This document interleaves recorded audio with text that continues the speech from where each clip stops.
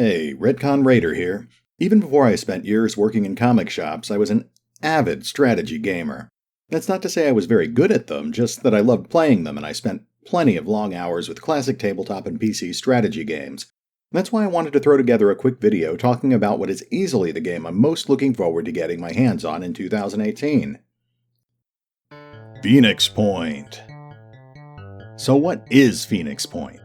Well, it's a game that's currently being developed by Snapshot Games, and it's being promoted as the spiritual successor to the original XCOM trilogy. And for good reason, because Snapshot Games is run by Julian Gollop, who is the main creative force behind the original XCOM titles. It's tentatively planned for release late next year.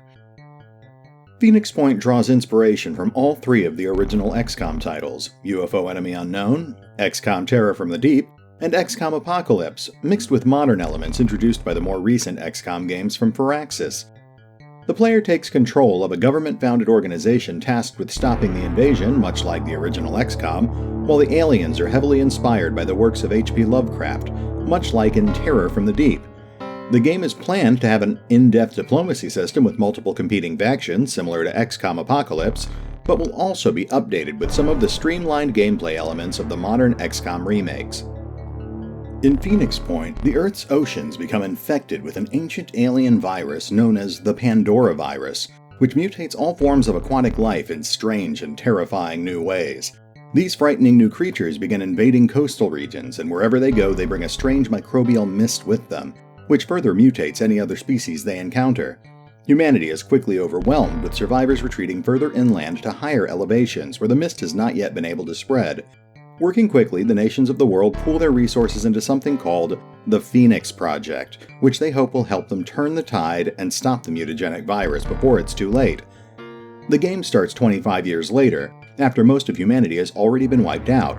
Only scattered pockets of resistance remain in elevated, well-defended havens, one of which is known as Phoenix Point. This is the last known Phoenix Project outpost, and it's up to the player to discover what happened to the rest of the outposts and hopefully see the project through to completion. Much like the original XCOM games, as well as the more recent remakes by Firaxis, Phoenix Point is a game with both squad-level micromanagement as well as global macromanagement. The player is tasked with gathering and allocating resources, building and expanding outposts, recruiting, training, and equipping personnel, and researching important new technologies, both to increase the survivability of their outposts as well as continuing to search for a way to put a permanent end to the Pandora virus. As if that weren't enough, they also have to contend with a seemingly endless army of increasingly dangerous mutants, as well as other potentially hostile groups of human survivors. While the global macromanagement is a large part of the game, the primary focus seems to be on the squad-level turn-based tactical battles. Missions are handled with squads of 4 or more soldiers, sometimes with drone or vehicle support. Although it isn't finalized yet, the current plans for the combat system draw inspiration from both the new and old XCOM titles, while also implementing new mechanics such as a will point system that allows soldiers to take special bonus actions during combat, or a targeting system that allows soldiers to target and disable individual enemy body parts. Each individual soldier is persistent, with their own customizable name and appearance, and over time they'll gain experience points which will allow them to learn new skills or gain better expertise with certain types of equipment. But not all experiences will be positive, and a botched mission can result in a soldier suffering permanent injuries, insanity, or even death. Unfortunately, your soldiers aren't the only ones who will end up being forged by battle. One of the most heavily showcased features planned for Phoenix Point is its unique mutation system. There are several basic default mutants, but over time they'll begin to change based on how the player fights against them. A player who relies on flame-based weapons, for example, may eventually find that the mutants they're facing have evolved fireproof armor or wings that let them easily evade the flames, while a player who relies on long-range sniper rifles may suddenly find themselves facing mutants with their own long-range weaponry, or chameleonic skin that makes it hard to see them from a distance. Mutations will also be influenced by geographical location, based on indigenous wildlife, so mutants faced in Africa may end up being very different from mutants in Asia or North America. On top of that, some mutants will also grow to gargantuan sizes.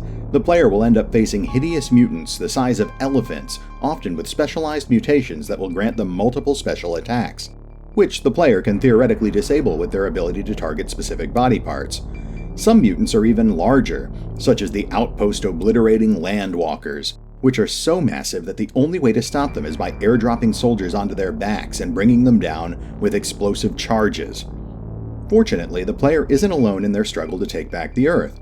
There are other surviving pockets of humanity out there, but most of them are part of their own individual factions, with agendas that may end up conflicting with your own.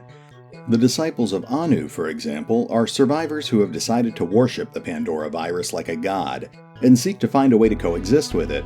On the flip side of the coin, there are the survivors of New Jericho, who instead seek to obliterate the Pandora virus at any cost. Somewhere in the middle are the Synedrion, a technologically advanced group of survivors who seek to rebuild a new, better world through unrelenting advancement of science. As the game progresses, the player will often find that they are forced to deal with these other factions. Choosing to work with or against a faction will heavily influence how play progresses. A line with the Disciples of Anu, for example, will eventually allow the player to use the Pandora virus to mutate their own soldiers, but may undermine your efforts to save humanity. Allying with the mercenaries in New Jericho will provide more powerful tools of destruction, but may eventually result in destroying the planet that you're trying to save. Friendly factions will often request assistance in fighting off mutants or hostile factions. An unfriendly faction will do everything it can to make your life miserable, but will also make an inviting target for raiding missions that will allow you to claim valuable resources or unique technologies. But in the end, no matter who you end up working with, or against, the final goal of the game is to find out what happened to the other Phoenix Project outposts, salvage what's left of their research, discover the origin of the Pandora virus, and decide the fate of humanity. Development started on Phoenix Point over a year ago, but Snapshot Games only recently started up an official crowdfunding campaign on Fig to help them finish development of the game.